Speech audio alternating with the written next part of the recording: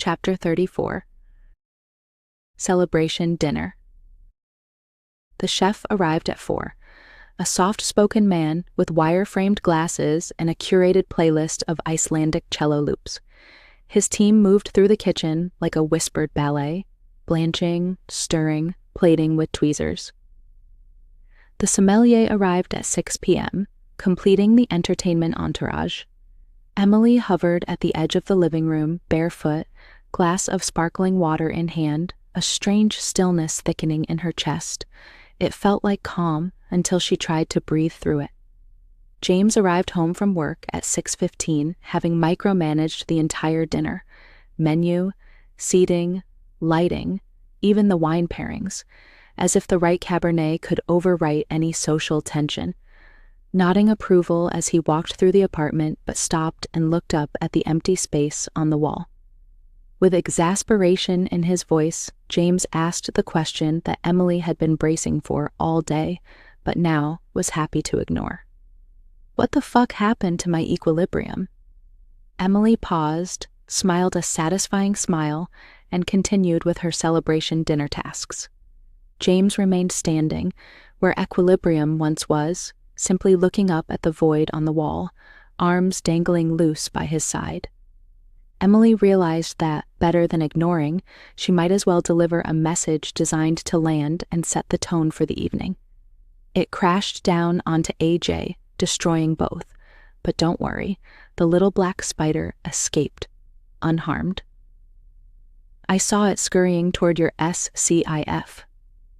She watched James retreat toward his office, like a scared child, one hand brushing the wall as he passed the SCIF entrance, his eyes flickering between the floor and the ceiling. Winston, wearing his forever smile, also watched James leave the room. His tail wagged a little faster than usual before he settled himself onto his bed beside the couch, as if relieved to reclaim his corner of calm. Emily walked over to Winston, knelt down, and stroked him. "You're a good boy, Winston." All of the guests arrived at 7 o'clock precisely, as per the invitation, without any regard for the usual etiquette of being a few minutes late, or the capacity of the private lift. Lexi was first to enter. She wore midnight blue, subtle eyeliner, and the same knowing smirk she used to wear during Emily's undergrad days, when they'd survived dull lectures by passing notes about their lecturers' dating scandals. Dr. Gabriel Castillo and Samir followed close behind. Gabriel in his usual charcoal blazer, collar open, eyes sharp, quietly handing Emily a modest bouquet. Samir greeted Emily with warm efficiency and shook James's hand with the kind of smile that said, "I know who you are, and I know what you did to her." Dr. Omar Pat and Dr. Sophia Klein waited for the lift, and both trailed in last, with Omar distracted by something on his phone. "I was just running a prior-posterior contrast on the last round of behavioral data. Absolutely uncanny," he said to no one in particular. Lexi shot Emily a grin. Sophia was last to walk in the door. "Am I the last guest to arrive?" Sophia asked, loudly, but of no one in particular. "Yes," said Emily, "a perfectly fitting match for your last author position the paper. Congratulations to you on that as well, Sophia. I'm sure this will be the first of many consulting supervisor roles. We couldn't have done this without you." James greeted them like a man playing host for a live feed. His voice was smooth, too smooth. The table was set with minimalist elegance, black stoneware, linen napkins folded into spirals, name cards typed in a serif font. James had insisted on them. Control disguised as sophistication, Emily thought. Emily sat across from Lexi at the long dining table, flanked by colleagues who had once felt like strangers, but were quickly becoming her reluctant protectors. James positioned his place at the head of the table, silent, before heading into the living room, knuckles tense around his wine glass. The air was taut with something unsaid, and canapés were on the way. Canapés were enjoyed by guests in the living room, where conversations meandered about, but with most new conversations starting on the recently experienced geomagnetic storm. Despite James's obsession with stable infrastructure, he couldn't help himself. You know, if the grid wasn't already hanging together with duct tape and prayer, this would have ripped it apart. One good solar sneeze and half the country's back to candles and cash. Honestly, might be the best thing to happen. Shake out half the dead tech weight, said a +1 that Emily didn't know and was embarrassed to self-introduce. Emily selected a delicious morsel and, half smiling, said, "It's funny, isn't it?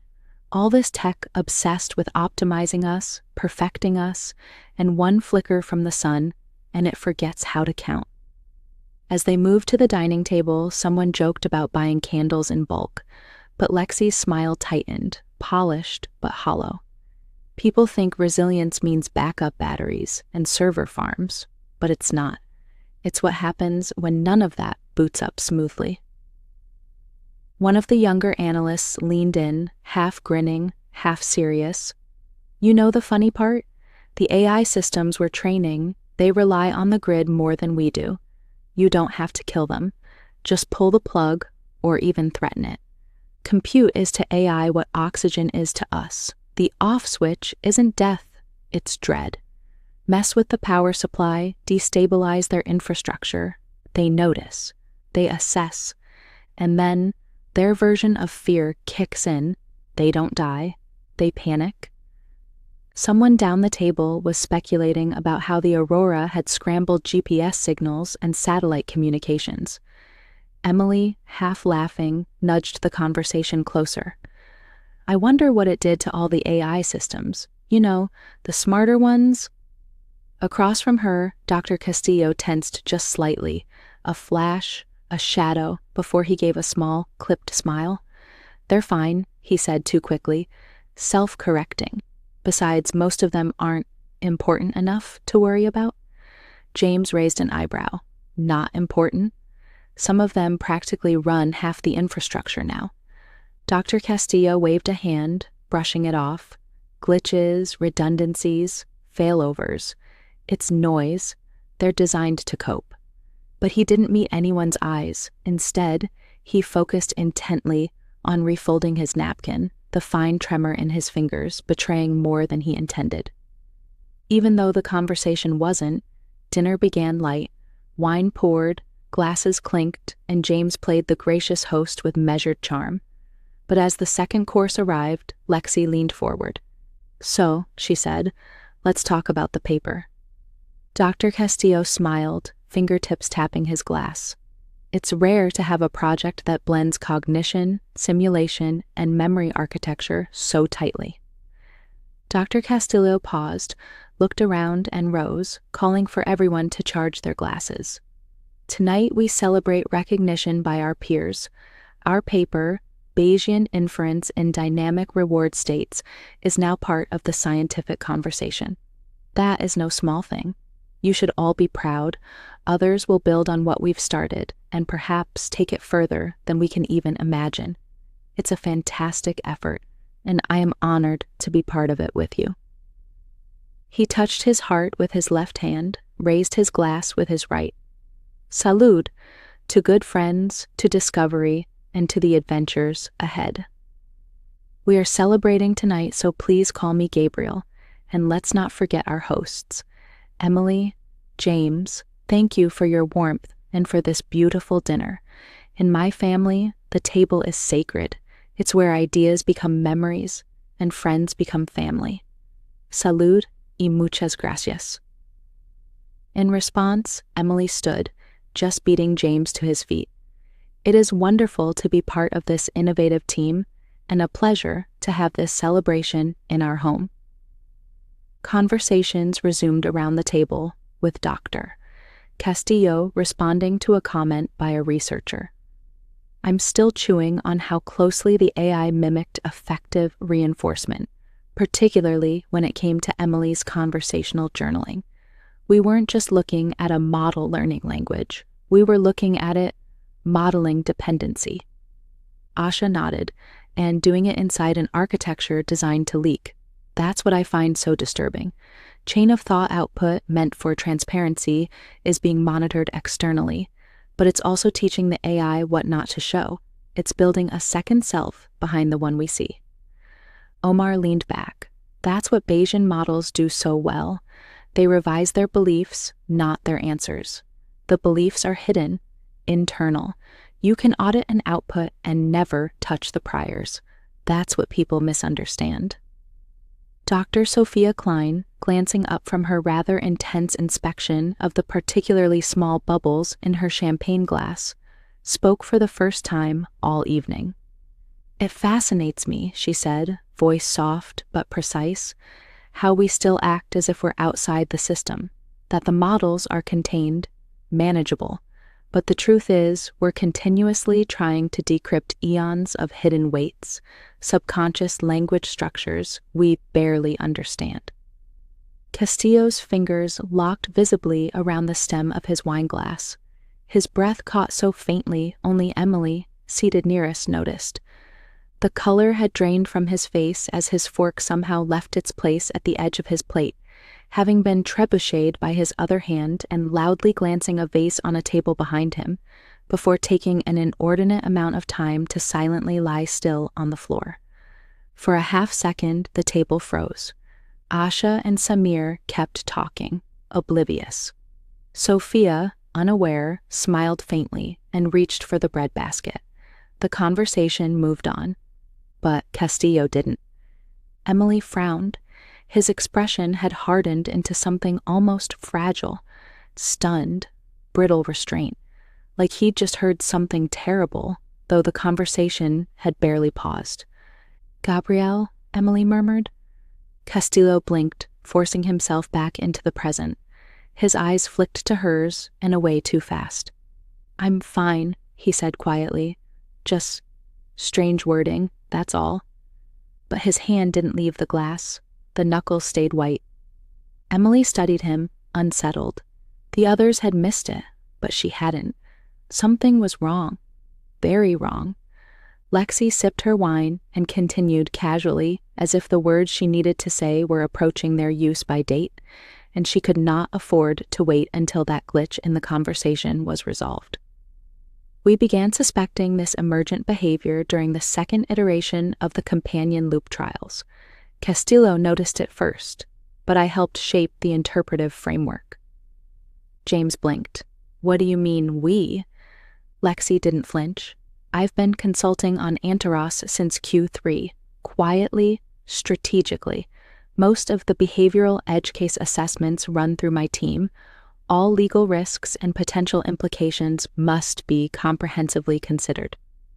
The table fell still. Omar glanced away. Asha looked down.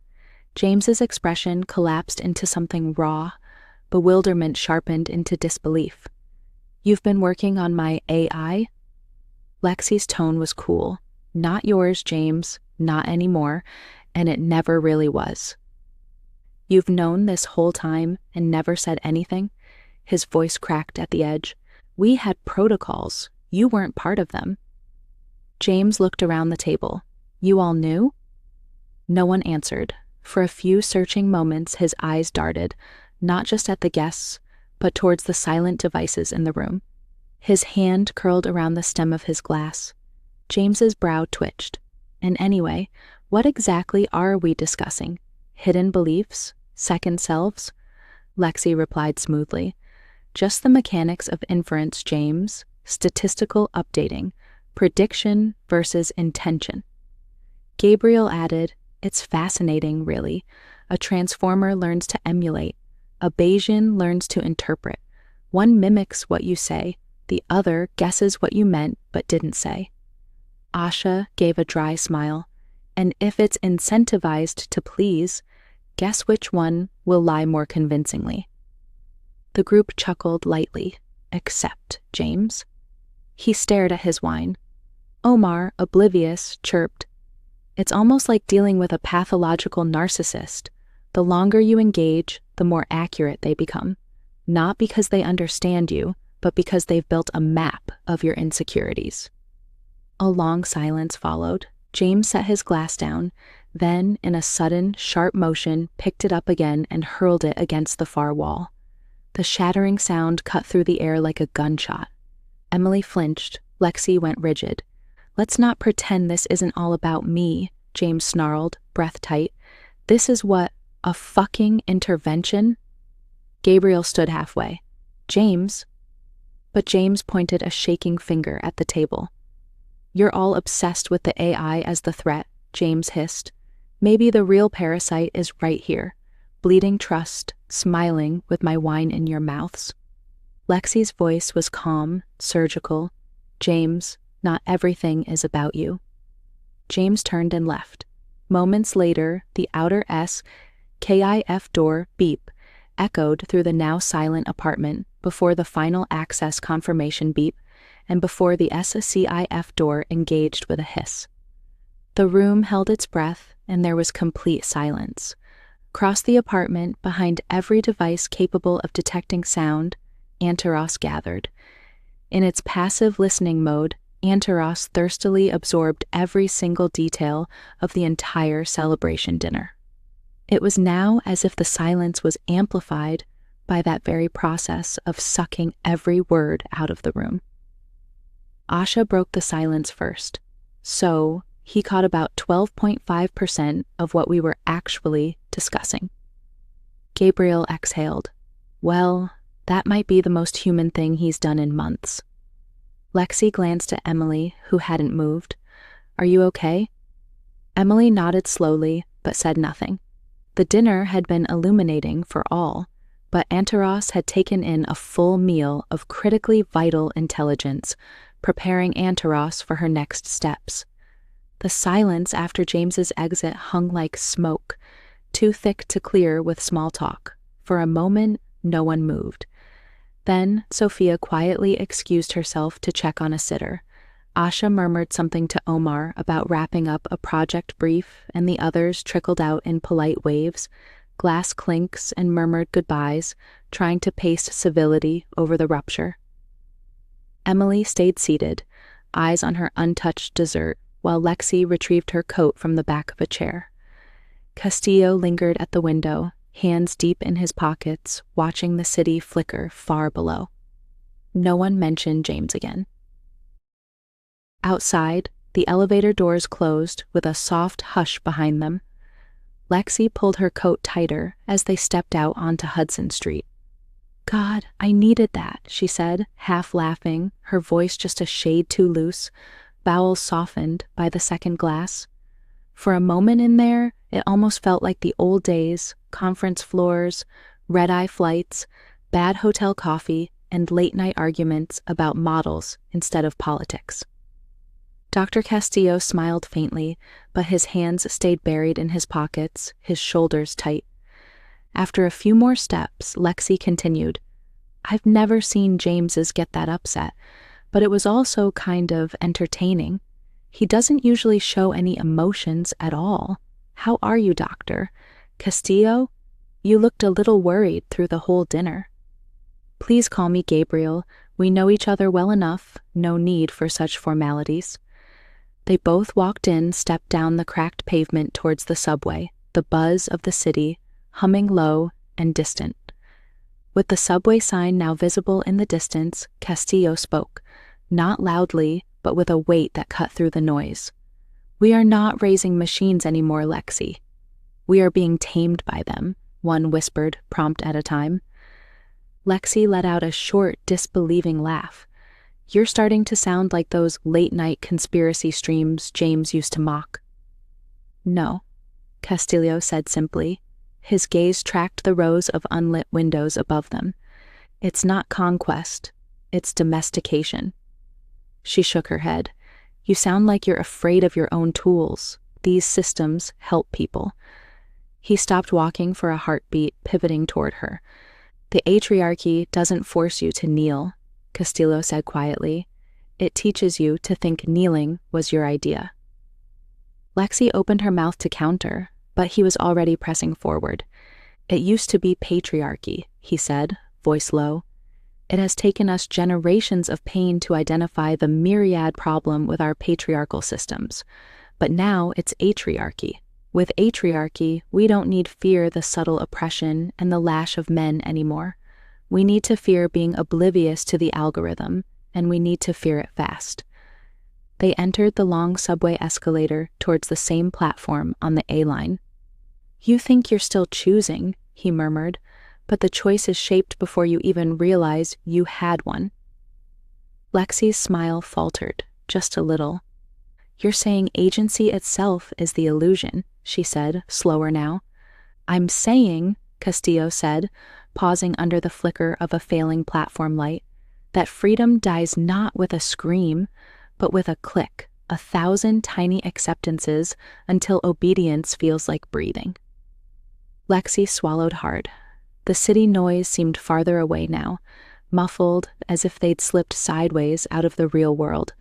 She hugged her arms around herself, glancing down the darkened tracks, feeling the rush of wind that precedes a train not yet in view. That's a lot darker than dinner conversation warrants. Castillo gave a hollow little smile. Darkness doesn't care about your appetite. Lexi exhaled slowly, her breath curling in the cold. I hope you're wrong, she said, softer than before. But what if you're not? She didn't meet his eyes after that, and for the first time that evening, as they watched the train approach, she found herself glancing over her shoulder, not at the people, but at the shadows cast by things she couldn't see.